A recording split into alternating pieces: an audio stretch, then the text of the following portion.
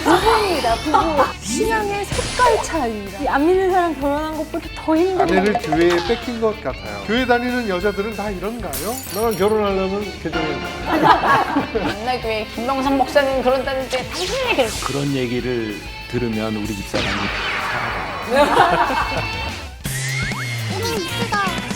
크리스찬들의 생활 속 고민들을 함께 나누고 성경적인 해결 방법을 모색해보는 시간, 발칙한 신앙 고민쇼 고민 이수다로 인사드립니다. 시간이 참 빠르죠. 벌써 3주째. 그러니까 친근감이 좀 생기네요. 날로 뜨거워지는 거야. 네. 그래서 확실히 원수도 같은 방 쓰면 이제 친해진다고. 우리 그냥 친해졌죠? 네, 나름 네. 정들어가고 있어요. 네. 진짜. 네. 그래서 이제 미운정이 더 무서워요. 올해가. 네. 혹시 자리가 없어지지 않았나 걱정하고 왔는데 있더라고요. 그래서 안심했습니다. 아니, 저는 가끔 이렇게 보다가 갑자기 여기서 무슨 목소리가 나오면 깜짝 뭐하죠? 정들고 있어요. 네. 네 분이서 하는 거 같지 네, 않아? 아니. 방송을? 근데 굉장히 존재감이 있으세요. 그러니까. 전 게다가 정면이거든요, 이렇게. 굳건하지 않아요? 네, 바위 같이. 진짜. 저는 의자를 치워도 올 거야. 네? 그렇구나. 이야. 저도 그러면. 네. 어떻게 신앙생활에 좀 도움이 되세요? 어떠세요? 네, 큰 도움이 되죠. 그러니까 왜 웃으세요? 고백하거든요. 교회를 마실 다니듯이 다녔어요. 네, 그냥. 근데 이 프로를 하면서 신앙에 대해서 조금씩 알게 되니까 예전 같지는 않게 되더라고요. 네. 그리고 막 꿀송이처럼 달다고 지난번에 아, 엄청 예. 말씀하셨잖아요. 정말 꿀 같아요. 아직도 그렇게 다세요? 아, 그럼요. 지난주에 달았던 말씀 하나만 좀 기억해 맞아. 주세요. 지난주는 대체적으로 그 부부. 아니죠, 만남. 맞아. 연애. 지금 할게 오늘 쳤네. 그렇죠. 자, 그래요. 오늘의 주제 바로 김수영 씨 성년지명이 있으신 거 같아요. 부부입니다, 부부. 그래요. 다들 부부 하면 뭐가 떠오르시나요? 부부 하면 부부싸움. 우와. 솔직하잖아요. 그래요. 부부싸움. 왜 이렇게 웃으세요? 너무 공감이 돼가지고. 네. 부부싸움 하세요? 저희 완전 파이터. 저희 정말 치열하게 싸웁니다. 네. 닉킥하고 그래요? 네, 제가 주로 그런 역할을 하는데. 어우, 네, 아름답네요. 그래서 네. 저희 평등하거든요. 네. 죄송해요. 물어봐도 되죠? 뭐 부부하면은 네 해보고 싶은 거. 네. 부부싸움. 아니 부부가 되는 게 꼭 아. 해보고 싶은 거. 근데 네. 저 약간 느낌이 황인영 씨 왠지 우리 프로그램 하는 중에 되게 네. 좋은 사람 만나실 것 같아요. 어?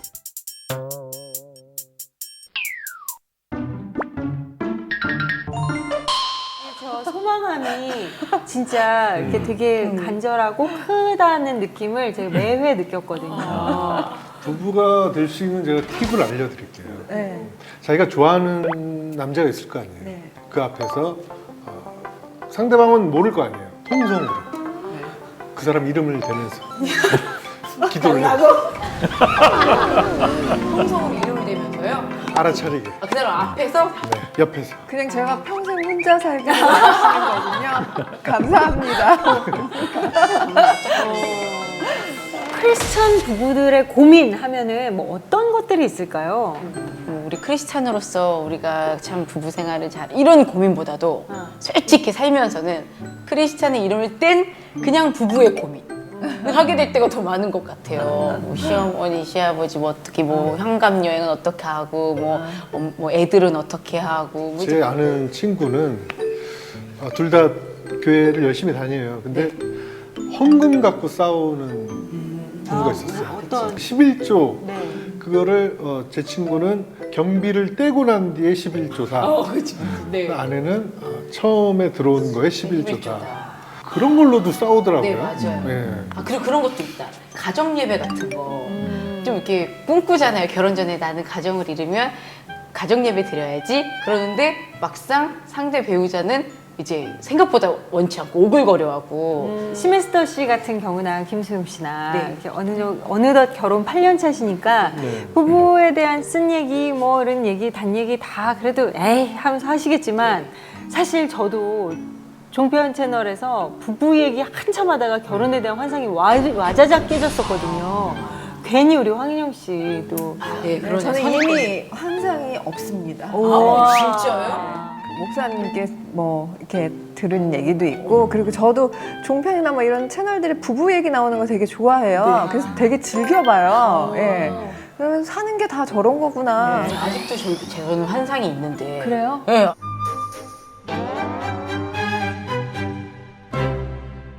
주섬주섬 하시고요. 자, 구호 외치고 힘차게 시작해볼까요? 교회에서는 말하기 조금은 애매한 이야기. 교회만 들어가면 성스러워지는 교인들의 솔직한 이야기. 본격 생활 밀착형 토크쇼. 발칙한 신앙 고민쇼 고민잇 쓰다. 오늘은 크리스천 부부에 대한 고민을 나눠보려고 합니다. 자, 누가 먼저 사연을 읽어주실까요? 네, 제가 공감 가는 사연이 좀 있어가지고 먼저 읽어보도록 할게요. 자, 믿는 사람과 결혼하면 핑크빛? 네. 처녀 시절 오직 딱 한 가지 배우자 조건, 믿는 남자와 결혼하려 신랑감을 찾다가 신앙 좋은 현재 남편과 결혼한 30대 주부입니다. 믿는 사람과 결혼하면 핑크빛 결혼 생활일 것 같았는데 신혼여행을 계획할 때부터 삐그덕거리기 시작했습니다.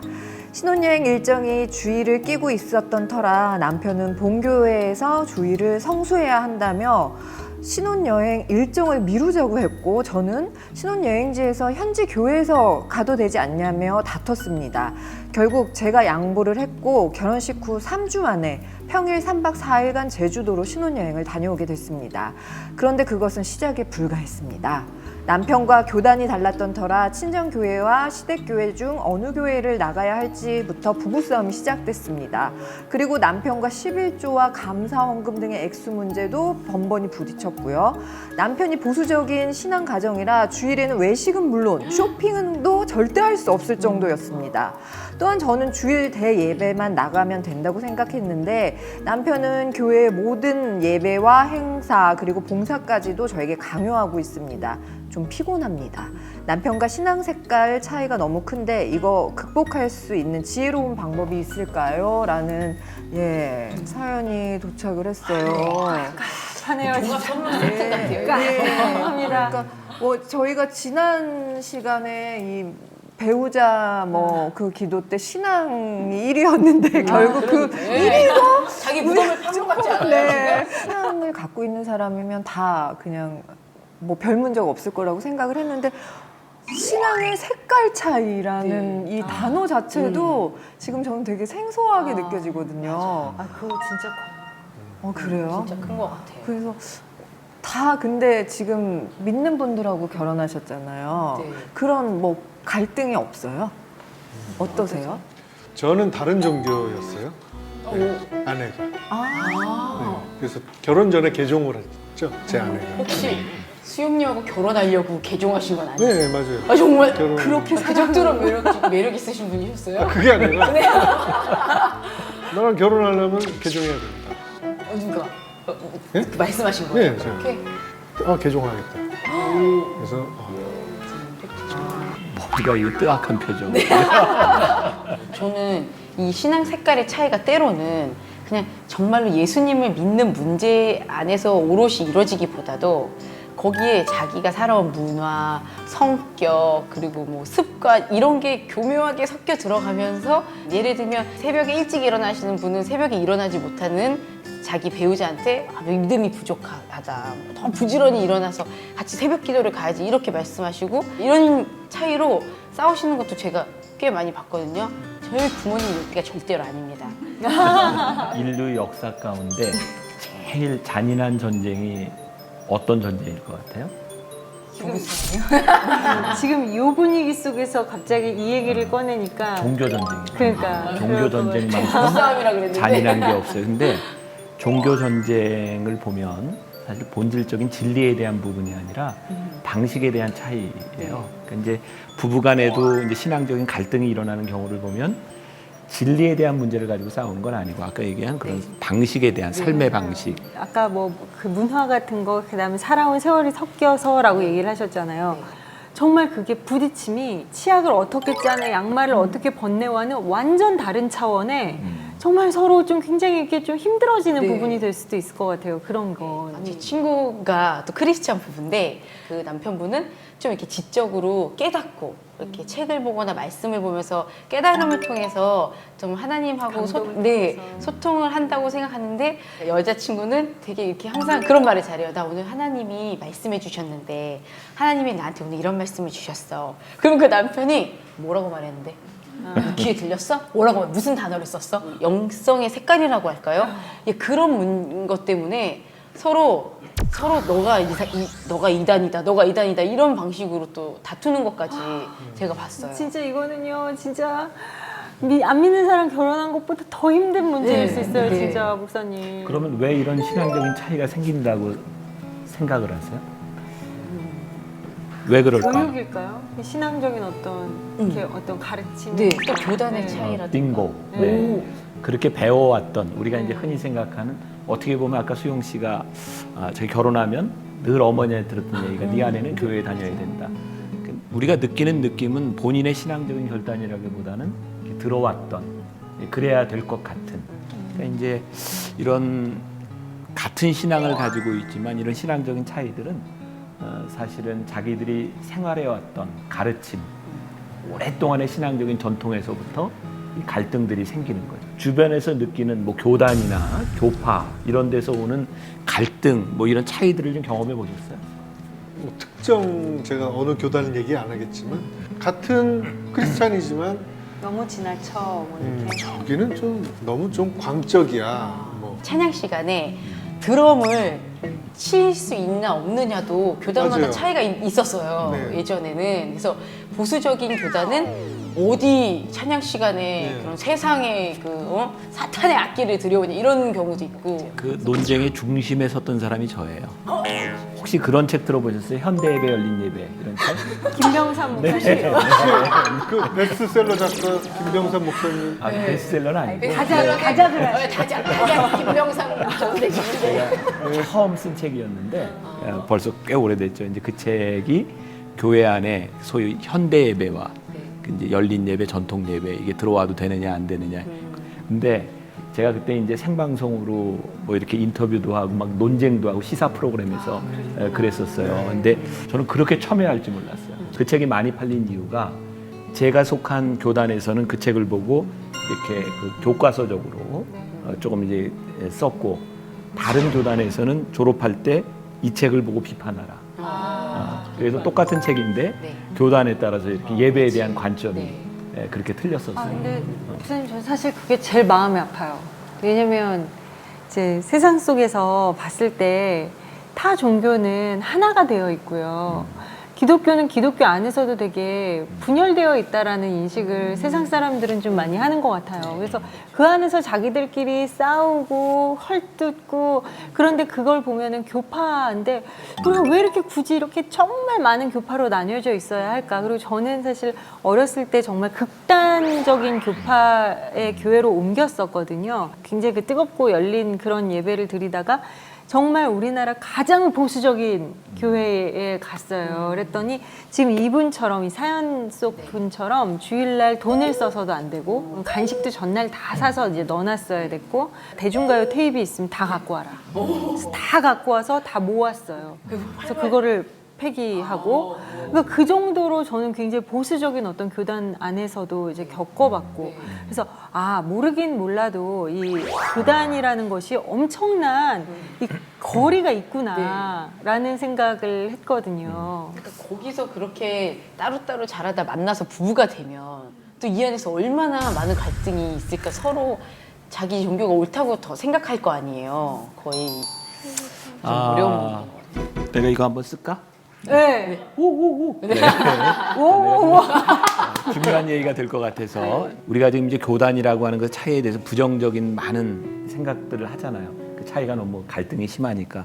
근데 사실 교단이라고 하는 것은 생길 때 그렇게 부정적인 것은 아니에요. 교단이 생기게 된 다 이유가 있어요. 나름대로 그 교단이라고 하는 이름을 통해서 새롭게 개혁해 보려거나 신앙을 지키려는 의도가 있어요. 그러니까 우리나라에서 대표적으로 가장 보수적인 교단 그러면 어디를 얘기하냐면 고신, 장로교 장로교도 많이 틀리는데 고신을 이야기하거든요. 근데 사실 고신은 우리가 지금 굉장히 보수적이라고 인식을 하고 있지만 고신이 생기게 된 중요한 이유 가운데 하나가 일제시대의 신사참배를 끝까지 반대했던, 그러니까 이제 많은 교단들은 신사참배를 허용을 했어요. 결국 이제 핍박 가운데. 근데 고신은 끝까지 지킨 사람들이에요. 그러니까 그 당시에 신앙의 순수성을 지킨다고 하는 면에서 굉장히 긍정적인 요소가 있는 거죠. 그 다음에 뭐 장로교회 안에서도 이제 합동이 있고 통합이 있고 뭐 기장도 있고 그래요. 근데 대표적으로 기장 같은 경우는 우리나라의 이제 민중신학을 이야기했던, 그러니까 독재 정권에 항거했던 그런 신학적으로 해방신학과 이런 것들을 가지고 그 억눌린 사람들을 이제 해방시켜야 되겠다. 그러다 보니까 사회운동 쪽에 많이 참여를 했고, 그 다음에 다른 장로교, 보수적인 장로교들은 제가 얘기하는 게 좀 반박을 하실 분도 있겠지만 대체적으로 어떤 정권에 이렇게 좀 숙이는, 인정해주는 쪽이었어요. 그러다 보니까 그런 색깔들의 차이가 많이 있었죠. 그런데 보수적인 장로교 쪽에서는 중요한 게 개인 구원이라고 생각했어요. 내가 예수를 믿고 구원받으면 사회가 변한다.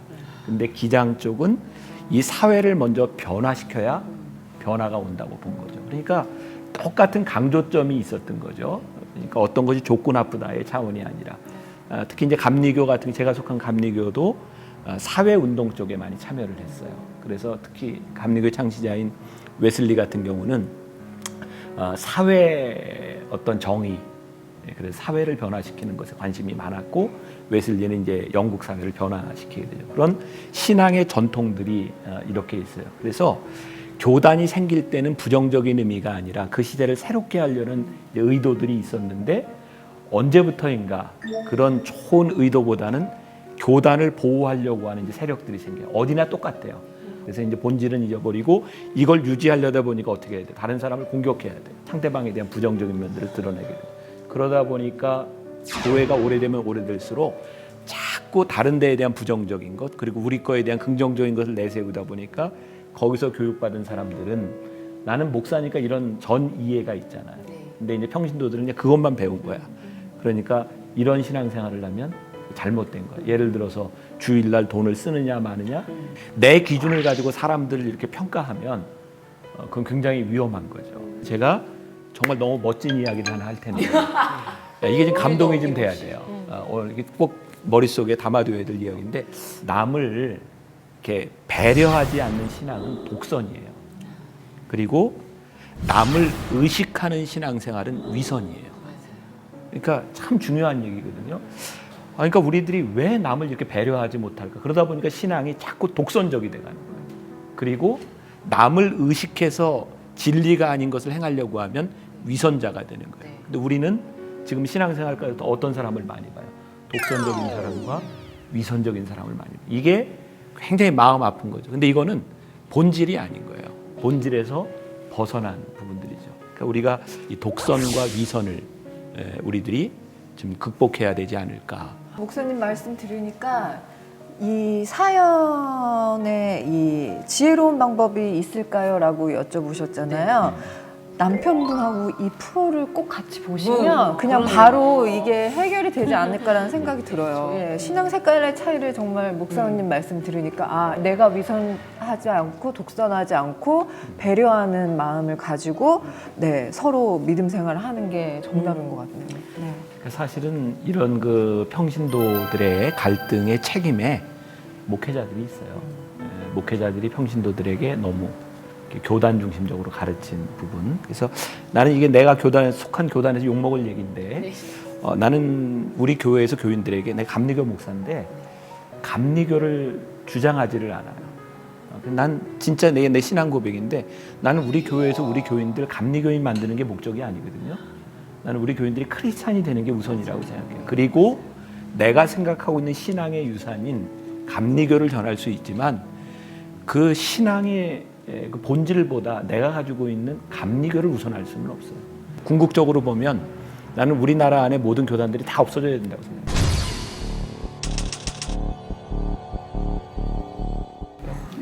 그리고 하나로 가야 된다고 생각합니다. 아, 통합이. 네. 내가 염려하는 건 통합하자고 하는 사람들의 통합교가 또 생기지 않을까.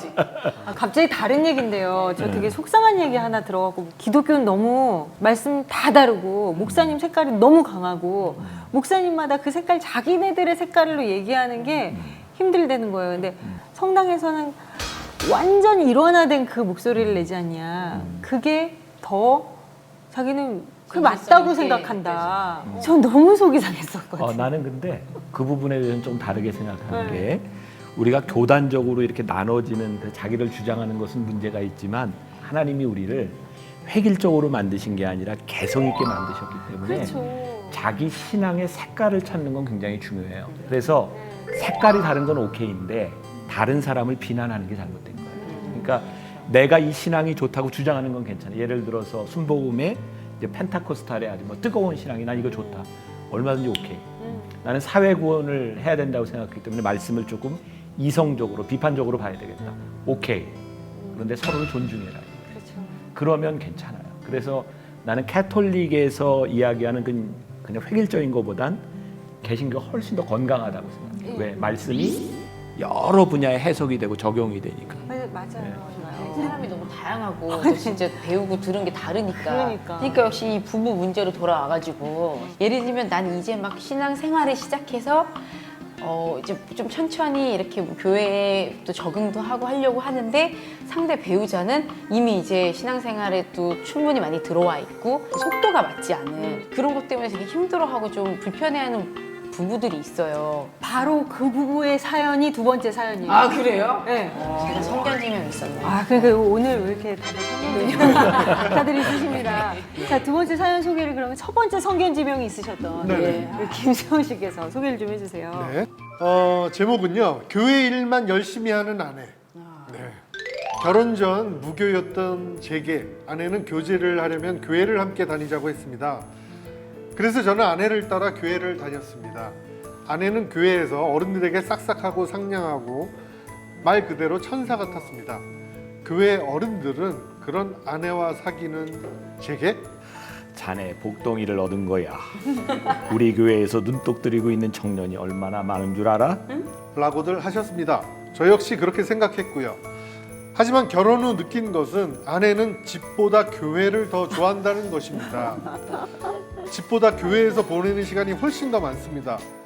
여선교회 회장도 맡아서 바자회 준비며 경로학당 간사까지 모든 교회 일을 도맡아 하면서 바쁘다는 핑계로 집안일을 소홀히 할 때가 많습니다. 금요일부터 일요일까지는 아내의 모습은 볼 수도 없어 주말 데이트는 꿈도 못 꾸고요. 일찍 새벽 기도도 다녀서 아침밥도 혼자 먹기 일쑤입니다. 마치 아내를 교회에 뺏긴 것 같아요. 오죽하면 제가 아이들에게 너네 엄마 또 교회 갔니? 그런 말을 할 정도예요. 너네 엄마. 교회 다니는 여자들은 다 이런가요? 네. 아이고. 이런 세상에. 사연을 보내주셨습니다. 심애서 씨도 교회 활동 많이 하신다고 들었어요. 저요? 네네. 자꾸 저에 대한 얘기를 어디서 듣고 오세요? 오세요? 네. 제가, 약간 이제 그런 좋아하지도 않으시고 제가 정보원 출신이에요. 교회에서 어떤 일 하세요? 이제 청년부 시절에 뭐 새가족부 간사 하고 새가족. 네, 그러다 보니까 이제 또 새가족 친구들도 자주 만났어야 했고 지금도 이제 저희 또래들 어떤 소그룹 모임 같은 것도 저희가 계속 하고 있고요. 저는 이제 이 사연을 보면서 물론 제가 이렇게 새벽 기도를 나가고 뭐 교회에서 살다시피 하지는 않았지만 좀 교회에 열심히 나가면서 이게 정말 내가 예수님이 좋아서 사실 교회에 나가는 건가 아니면 교회에서 만나는 친구들이나 그런 관계들이 즐거운 건가 교회 문화생활을 하는 게 아닌가 그러니까 그런 생각을 할 때가 정말 있었어요. 남편을 피해서 간다는 소문도 있고 그렇죠. 남편이 저기 있으면 전 이렇게 돌아다녀. 가정이 우선이다라는 생각이신 네. 거죠? 지금 현재 아내분은 이러지는 않으신가요? 좀 많이 나가는 것 같아요. 비슷하세요 그럼 사연과? 이 정도까지는 뭐 새벽 기도회는 아닌데요. 뭐 순모임, 또 뭐 중보 기도, 또 수요 저녁 예배, 또 뭐 있던데? 금요철이야 네 맞아. 금요 뭐 맞아. 금요 기도해요. 금요일 날도 예배 보나요 저녁 때? 그럼요. 아 그래요? 네. 지금 정말 확인하시는 거예요? 아니 수요일은 제가 아는데 금요일은 한번 알아보세요. 아니실 수도 있어요. 불금이잖아요. 한 일주일에 4번은 나가는 것 같은데요. 네. 근데 그런 부분에 대해서 뭐 이렇게 좀 불만 있거나 그러진 않으시죠? 뭐 집안일을 안 한다면 아마 뭐 갈등이 있었겠지만 집안일은 뭐 하면서 하니까 저는 뭐 크게 질문을 해볼게요. 네. 교회 일하고 하나님의 일하고 같아요, 틀려요? 아 하나님의 일과 교회의 일이요? 같은 게 아닐까요? 다르죠. 아 그런가요? 교회 일을 열심히 한다고 하나님의 일을 하는 건 아니에요. 아, 그러니까 교회 일을 하는 거죠. 그러니까 우리들이 이런 데 대한 구분도 좀 필요할 것 같아요. 그러니까 우리들이 그동안 그렇게 배워왔어요. 하나님의 일을 열심히 해라. 이제 교회 일을 하는 거죠. 네. 근데 교회 일은 교회 건물을 위한 일을 할 수도, 물론 그게 하나님의 일일 수도 있지만 또 혹은 개인적인 아까 문화 생활이 될 수도 있고, 그러면 가정 일은 하나님의 일이에요, 아니에요? 가정을 하나님께서 주셨다고 믿는 믿음이 있다면 가정은 하나님의 일이에요. 직장 마찬가지로 하나님의 일. 그러면 우리들에게 자연스러운 그림이 그려지는 거예요. 가정, 교회, 그 다음에 우리들의 비즈니스. 균형을 맞추려고 우리는 이런 생각을 해요. 시간을 요만큼 투자하고 요만큼 투자하고 요만큼 투자하고. 균형을 맞추려고 하면 얼마나 피곤할까요? 근데 우리들의 삶은 이렇게 균형을 맞추는 밸런스가 아니라고 생각해요. 예를 들면 이것도 참 멋진 예가 될 것 같아요. 내가 볼펜이 하나 있습니다. 이제 밸런스를 맞춰요. 되게 힘들어요. 맞추는 게. 조금만 삐끗해도 밸런스가 그렇죠. 깨져요. 네. 그럼 우리의 삶은 늘 긴장 상태 속에 있어요. 네. 이렇게 밸런스를 맞추지 말고 이렇게 맞춰보자. 이렇게 맞춰. 쉽죠? 쉽죠? 자, 보세요. 우리가 교회를 때로 열심히 해야 될 때가 있어요. 그럴 때 마음의 부담을 갖지 말고 열심히 하세요. 그러면 우리들이 내가 가정에 소홀했구나. 그때 가정으로 좀 돌아오세요. 그러니까 우리들의 삶을 너무 긴장하면서 이렇게 자유를 누리지 못하는 건 올바른 신앙생활이 아닌 것 같아요. 그러니까 나는 신앙은 우리들에게 자유함이거든요. 그래서 때때로 우리들이 신앙의 틀 안에 우리의 마음을 열어놓고 있으면 우리들에게 음성이 자연스럽게 들려요. 너 지금 애들한테 이렇게 신경 안 써도 되니? 그럼 이렇게 신경 쓰는 거예요. 내가 하고 싶은 말 열심히 이게 교회 일이고 하나님의 일이다. 이건 건강하지 못해 중독된 거지. 저희들은 뭔가 뭐 앞에 하나님자만 들어가면 왠지 그 앞에서 이제 좀 사죽을 못 쓰고 거기 우선순위를 무조건 둬야 될 것 같은, 그렇지 않으면 하나님이 기뻐하시는 삶을 안 사는 것 같은 그런 약간 두려움도 있는 것 같고, 그리고 솔직히 교회 안에서도 그런 말씀을 하시는 목회자분들도 꽤 계시는 것 같아요. 목회자의 반성인데 네. 목회자들이 잘못했어요. 뭐냐면 목회자들이 무슨 교인들에게 일을 시킬 때 하나님의 일이에요. 네. 근데 사실은 그게 목회자의 일일 때도 있어요. 그러니까 이건 정직하지 못한 거죠. 근데 하나님의 일이라고 하면 사람들이 말을 잘 들어. 네. 그러니까 저는 우리 교인들에게 무조건 제 말 따르지 말라. 생각해봐라. 내가 지금 하고 있는 일이 정말 옳은 일인가 그런 일인가, 이게 하나님의 일인가 교회의 일인가 생각해라. 하나님이 어디 목회자의 말을 따르라고 했냐? 하나님의 말씀 따르라고 했냐? 그러니까 목회자의 말을 맹목적으로 따르는 신앙인들 바보예요. 옳으면 따라야죠. 성경에 보면 예수님께서 믿으라고 하는 말씀도 많이 했지만 생각해보라는 말씀을 많이 하셨어요. 이거 하나님이 주신 건데 왜 생각들 안 하고 그냥 맹목적으로. 이 부분은 지금 응? 어떻게 해야 진짜 되냐고요? 생각해야지. 생각해야지. 그럼 이 경우에는 아내만 그럼 딱 변하면 되는 건가요? 일단은 아내부터 변해야 될 것 같아요. 왜냐하면 하나님이 주신 자리, 아내라고 하는 자리와 그 다음에 엄마라고 하는 자리, 그 자리를 잘 지켜야죠. 이런 문제들을 놓고 부부가 대화가 필요하다고 생각해요. 제가 많이 아플 때 제일 힘들었던 게 제 아내가 제 아픈 걸 이해해주지 못하는 거였어요. 내가 이제 공황장애 앓고 있을 때 난 죽을 것 같은데 우리 아내는 이해를 못하더라고요. 제가 정말 너무너무 화가 나서 제가 상태가 정상도 아니었고 제가 한번 집어던진 적이 있어요. 안 깨지는 거. 그다음에 이렇게 골라가지고 약병 이렇게 집어던졌던 기억이 나는데 그리고 이제 나중에 이야기를 했어요. 내가 얼마나 힘들었는지 아냐. 근데 이제 그런 이해하는 과정들, 사실은 부부라고 하는 게 이런 대화와 이해하는 과정이 없으면 정말 힘들어요. 그래서 이 부부도 한번 신앙의 문제 한번 이야기해 봐야 되지 않을까. 혹시 어떤 요일은 정해놓고 좀 교회 생활을 집중해서 하시고 어떤 부분은 약간 남편분에게 이렇게 좀 내어드리는 또 가정에 충실하겠다는 좀 룰을 정해보는 것도 나쁘지 않은 방법 아닐까요? 그렇죠? 그렇고요. 이런 경우를 보면 이 남편이 담임 목사님한테 가서 이렇게 상담하는 것도 괜찮을 것 같아요. 그럼 담임 목사님 우리 통해서 가정에 이렇게 이런 문제가 있으니 아내를 좀 집으로 돌려달라. 정말 너무 깔끔한 답변 감사합니다, 목사님. 그걸로 됐네요. 예. 그 담임 목사님께 문의하세요. 네. 잠시 후 술을 마시면 그 집 여자를 찾으신 나쁜 버릇이 있었습니다. 90번을 용서했는데 인내심의 바닥이 난 것 같아요. 선택이라고 생각해요. 어떻게 살라 그러는 평생을 이렇게 신앙적으로 가정의 문제를 해결할 수 있는 게 참 많다. 출장 가는 남자들에게 두 가지를 가방에 꼭 넣어가지고 가라. 첫 번째, 두 번째.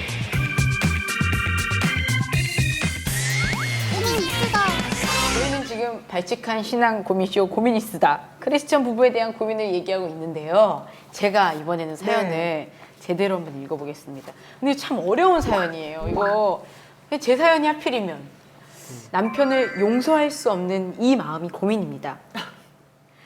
어울리더라고요. 남편과 중학교 때부터 사귀다 12년 연애 후 결혼을 한 30대 주부입니다. 남편과의 사이에 하나님은 새 아이를 선물로 주셨고요. 정말 선물일까요? 그런데 결혼 전부터 남편은 술을 마시면 그 집 여자를 찾으시는 그런 군대에서 배운 나쁜 버릇이 있었습니다. 결혼하면서는 그러지 않겠다고 약속했고 그 말을 믿고 결혼을 했지만 결혼 후에도 그랬다는 사실을 알았습니다. 수십 번을 용서했는데 결혼을 하고서도 그렇다는 게 이제 저는 인내심의 바닥이 난 것 같아요. 남편을 더 이상 용서할 수가 없고 용서하는 게 너무 힘듭니다. 아이들 앞에서는 아직 아무렇지 않은 척하고 살지만 제가 고통을 받으면서까지 남편을 사랑할 수가 없습니다. 아무리 기도를 해보아도 남편은 달라지지도 않고 앞으로 그러지 않으리란 믿음도 없어 저는 용서하기를 포기했습니다. 이혼을 하고 싶은데 아이들이 너무 어려서 이러지도 저러지도 못해 제 마음에 병이 생길 것 같습니다. 저는 어떤 마음으로 남편을 대해야 할까요? 예수님이 그러셨던 것처럼 사랑하고 사랑해야 하나요? 꼭 용서하고 회복해야 하는 걸까요? 아니요. 전 아니라고 말하고 싶습니다. 근데 정말 그 사연이 사실 굉장히 특이한 사연이 아니라 우리네 어머니들은 맞아요. 정말 많은 분들이 이러고 사셨던 것 같아요. 네. 마음앓이 하시면서 남편의 외도에 대해서 꾹꾹 참으시다가 그 왜 참냐? 자식 때문에.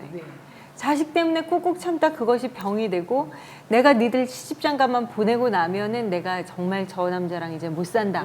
이런 결정을 막 하시다가 이제 뭐 노년에 헤어지시는 분들도 계시고 병을 얻으시는 분들도 계시고 참 이런 경우가 꽤 많은 것 같아요. 그리고 저희 사회가 사실은 훨씬 남성의 외도에 관대하잖아요.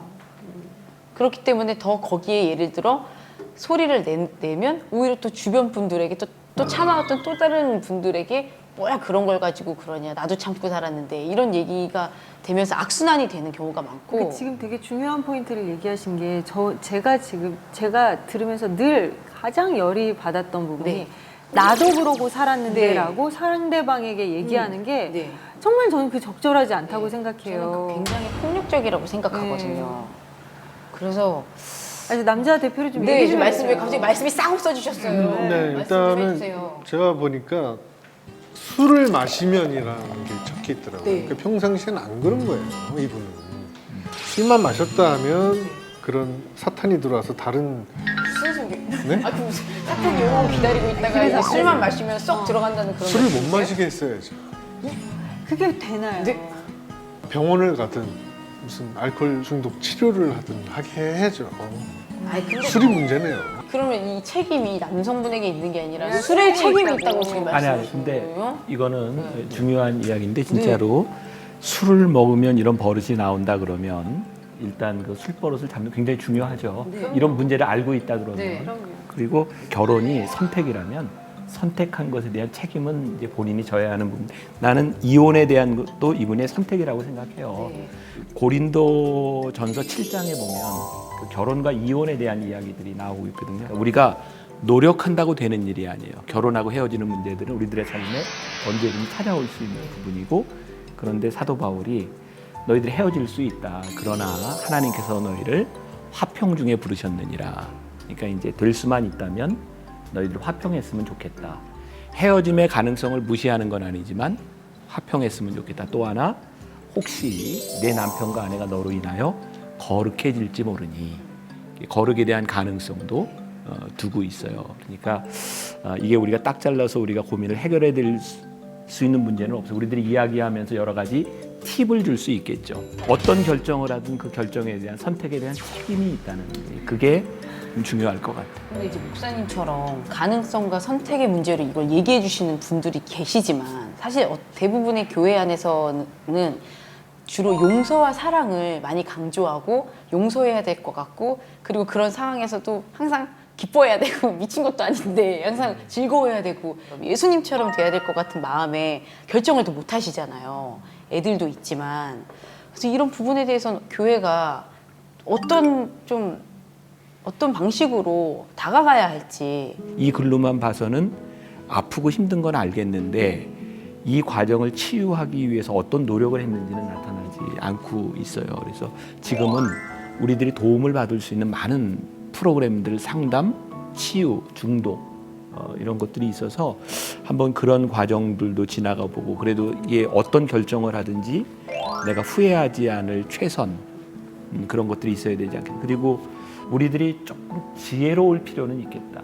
우리의 지식을 가지고는 너무나 명백하잖아요. 이거 뭐 어떻게 방법이 없어, 헤어져, 이렇지만 저는 우리들에게 신앙이 있다는 것은 하나님께 이 문제를 구할 수 있다는 것이고, 하나님은 지식을 뛰어넘는 지혜를 우리들에게 주시는 분이에요. 교인들 상담, 특히 부부 문제를 가지고 와서 이야기를 할 때 나는 이 사람들에게 이혼 문제를 이야기할 때 사세요, 이렇게 이야기하지 못할 경우가 더 많다. 어떻게 살라 그러냐, 어떻게 평생을 이렇게 살라 그러냐. 그런데 우리가 만일 일어나는 모든 그런 문제에 대해서 정의라고 하는 잣대를 갖다 대면 이 사회는 나는 가능성이 없을 것 같아요. 만일 예수님이 정의의 잣대로 십자가를 지셨다면 예수님은 내려오셔야 돼요. 정의를 구현해야 되니까. 근데 예수님은 이것은 정의를 뛰어넘는 일로 보셨어요. 그러니까 우리가 신앙이라고 하는 것은 개인적인 결단의 문제이거든요. 우리 객관적으로 볼 때 이것을 우리가 용납이 안 되는, 어떻게 이렇게 살아. 근데 만일 이분의 신앙적인 결단이 정말 남편에 대한 사랑과 가능성이 본인의 마음에 있다고 하면 더 노력하고 또 이제 기도해야 될 부분도 분명히 있어요. 그러나 내가 이분에게 사십시오 이런 얘기 못 하겠어. 내가 어떻게 그런 얘기를 해. 개인적인 신앙에 대한 결단에 대한 문제. 부부라는 주제로 함께 이야기를 나눠봤는데 다소 좀 보송보송하지 않았어요. 네, 부부가 무겁네요, 주제가 네, 이게. 묵직묵직합니다. 네, 정말 문제가 있는 게 아니었어요. 삶의 무게가 그냥 엄청 강렬하게 느껴지는 그런 사연들과 함께했는데 어떠셨어요? 네, 뭐 저는 그 마지막 그 남편의 사연, 네. 그 남편을 한편으로는 또 이해는 돼요. 어떤 남? 그러니까 그게 잘했다는 게 아니라 술 먹고 네. 뭐 다른 술집 자매님들 찾아가는 그 집 자매님. 사랑을 잘못 해석한 남편이죠. 그죠? 아내만 사랑해야 되는데 두루두루 사랑을 그 사랑이라고 할 수 있을까요? 그건 그 사랑 어떤 아닌 것 정형- 같아요. 원초적인 그런 것들을 푸는 해소하는 네. 그런 육신의 그런 그리고 제가 오히려 여기서 군대에서 잘못 배웠다는데, 군대 갔다 와도 안 그러신 분들 수두룩 빽빽인데 이렇게 되면 또 군대 갔다 오신 분들이 좀 그렇죠. 서운해할 것 같아서 네. 군대에서 배웠다는 건 약간 좀 이렇게 취소해줬으면 좋겠어요. 군대에서부터 시작된 네, 걸로 바꾸죠. 시작인 거지. 시작은 네. 군대에서부터. 네. 네. 아무튼 그 남편분이 빨리 회개하고 돌아오시길 기다리겠습니다. 전 안 받아줄 것 같아요. 네? 만약 그 집 자매랑 살라고 저는 보내드릴 것 같아요. 지금 아직도 열기가 가라앉지 네. 않으신 에스더 씨 어떠셨어요? 오늘 이야기 나누면서. 네, 역시 아니 이 부부라는 주제가 좀 정말 뽀송뽀송하지 않고 이 사연이 좀 그래서 그랬는지 모르겠지만 쉽지가 않다는 생각이 들고 어떤 결정을 하든지 저희가 그 사람들을 판단해서는 안 되겠다는 생각이 들었어요. 마음이 조금 무겁네요. 저는 교회에 가면 알게 모르게 윈도우 부부들이 많아요. 교회 가면 화목한 부부. 쇼윈도 부부 네. 아니에요? 쇼자를 뺐네. 창문 부부. 깜짝 놀라셨죠? 쇼윈도 부부들. 오히려 난 그분들이 더 불쌍한 거 아니에요? 맞아요. 많이 안 그렇죠? 네. 다정한 부부를 네. 이렇게 연기 아닌 연기를 네. 해가면서 네. 그리고 집에 가서 싸우고 네. 그런 분들이 기도합시다. 정말 중보 기도자가 될 것 같아요. 네, 우리 사연들마다 기도하시겠다 네, 그러니까 우리 중보 기도 담당해 주세요. 네네. 저희 이메일로 내용으로 좀 보내주세요. 원고 다 있잖아요. 아니, 그래요. 우리 황인영 씨 어떠셨어요? 저는 아직 이제 부부라는 그런 관계를 맺지 못했지만 제가 맨날 슬퍼 눈물 나요. 아니 괜히- 너무 유쾌하신 아니. 거예요. 저는 다른 생각을 좀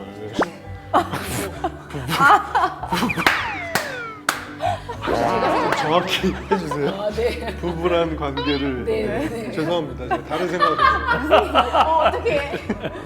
좀 유쾌해졌어요. 그래서 아무튼 제가 부부라는 인연을 맺게 되면 되고 난 그 후가 더 중요하다라는 생각을 오늘 좀 많이 들었고요. 좀 어차피 우리가 틀린 게 아니라 다른 거잖아요. 그러니까 그 안에 수시로 하나님과 함께 그 현명한 정말 지혜를 달라고 기도를 하면서 그런 부부 관계를 저도 꿈꾸며 오늘 마무리하도록. 네. 멋진 형제 목사님 네. 좀 어떻게 리스트 이렇게 돌리고 계시나요? 정말 황인영 씨가 부부 관계했고 빨리 맺기를 기도하겠습니다. 감사합니다. 오늘 녹화 중에 가장 재밌네요. 우리 목사님 어떠셨어요? 제가 뭐 조금 이제 결론을 조금 네. 이제 짓는다 그러면 첫 번째 God first, 하나님이 먼저. 두 번째 family second, 가정이 중요하다. 세 번째 job third. 저는 출장 가는 남자들에게 두 가지를 가방에 꼭 넣어가지고 가라. 딱 백을 열면 첫 번째 성경이 나오도록 해. 너는 하나님께 속한 자다. 두 번째 지갑을 열면 아내의 사진, 가족 사진을 꼭 필 때마다 나오도록 해요. 너는 가정에 속한 남자다. 사실 이런 부분들이 저는 신앙적으로 이 가정의 문제를 해결할 수 있는 게 참 많다고 봐요. 하나님을 중심으로 살면 윤리적인 가치가 틀려져요. 윤리가 살아야 가정이 살아요. 근데 우리는 요거 두 개는 떼어놓고 가정 문제를 어떻게 해결할까? 이 문제는 근본적인 우리들의 문제가 해결이 되지 않으면 해결하지 못할 부분이 많아요. 저는 그래서 이 신앙이 참 중요하다고 생각하는 거죠. 신앙 교육. 고민은 풀어도 끝이 없습니다. 어떻게 이렇게 샘솟듯 계속 생수가 나는지요. 하지만 우리가 그것들에 대해서 뭐 낭망하고 낙심하지 말고 하나하나 정말 우리가 그냥 속 시원히 내려놓고 잘 지혜롭게 그것들에 대해서 머리를 맞대고 또 하나님께 지혜를 구하고 그러면서 풀어간다면 또 정말 우리가 더 뭔가 성숙한 삶으로 나아갈 수 있는 그런 단계가 되지 않을까라는 생각이 듭니다. 자, 오늘 정말 또 귀한 시간이었고요. 저희는 오늘은 여기서 그만 인사드리고 다음 시간에 찾아뵙도록 하겠습니다. 자, 꺼내보시죠. 네. 자, 외쳐볼까요? 발칙한 신앙 고민쇼 고민잇 수다! 이 프로그램은 여러분의 미디어 선교 후원으로 제작되었습니다. 선교는 사명, 후원은 동역. 당신도 복음을 전할 수 있습니다. 선교 후원 02-6333-1003번